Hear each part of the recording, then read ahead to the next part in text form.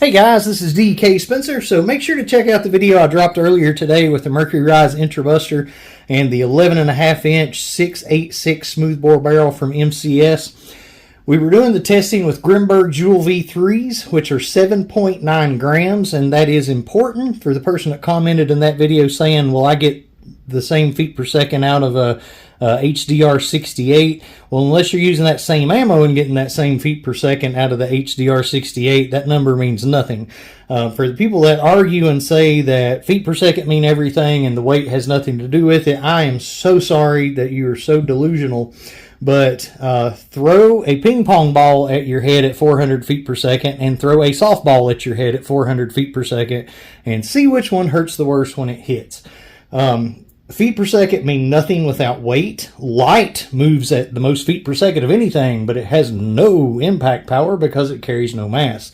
You have to have mass to carry energy. I'm not going to get on that soapbox. The whole point of this video is just to show that if this was shooting 78.59 joules at 464 feet per second with a 7.9 gram ball, well, what will it do with a dinky little 2.9 gram ball? Now, I personally never use these as a defense option because they don't weigh enough. They're only 2.9 grams. But for people who actually feel like the only thing that matters is feet per second, well, these are about the lightest thing that I've got. So I'm going to actually show the difference in the feet per second. So these are not adjustable. Nothing's changed on this. We're going to use the same barrel. So the only thing we're going to do different is use different ammo. So obviously the feet per second are going to be a lot faster with this because it's a lot lighter. Unfortunately, the knockdown power, the actual energy that is released from this is probably not going to be as much. We'll see. We'll see how much difference it makes. And as far as how well of a bore match these are, well, they're actually probably even a smidge better than the Joule V3s. See that? These are almost even. Nah, they're not too tight. They blow through very easily, but typically I like something to fall down slowly. But see, yeah. All right, so better bore match because a V3 will just fall right through it. Let me grab one and I'll.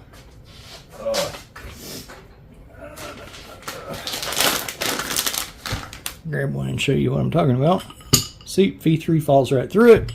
So better bore match, right?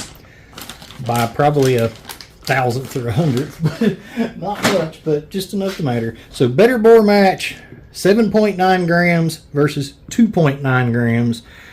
We did 464, 78 joules. Let's go to the lab. Okay, let's see. Well, you know what? Probably, oh, there's some. Probably need CO2. All right. CO2. All right, so can y'all see that 2.92? Yeah, y'all can see that 2.92.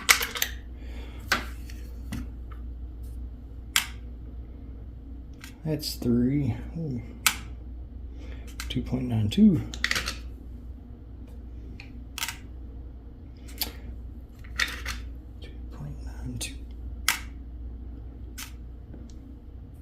You'd think those would be consistent.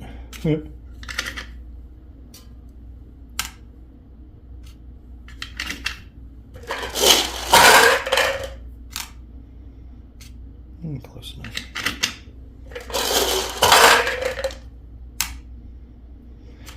So if anything, these weigh a little heavier than 2.9. I'm going to calculate them 2.9. They weigh a little bit heavier. So just like with the last one, I'm kind of robbing myself a little bit, but just for the sake of rounding it. I guess I could just say 2.92. Apparently that's what all I'm working anyway. Okay.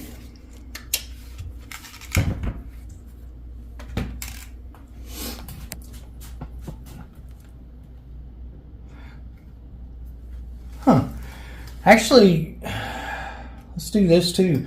So I also in that video shot that hole right there in that 26 gauge steel. As much power as this has, I'm going to assume it's still going to shoot through it. Even though these are really light, it should still carry enough energy.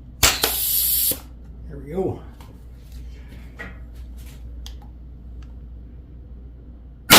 No. Shut your mouths. 600. There you go. Right there's the best thing you can ever look at for your little light versus heavy argument. All right. See that?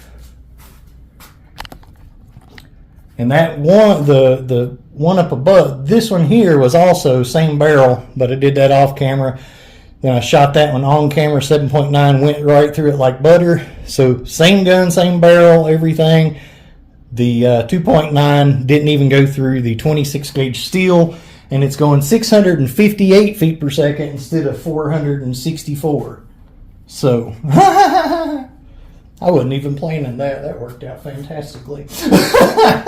So let's see how much power 658 is at 2.92, or yeah, 2.92.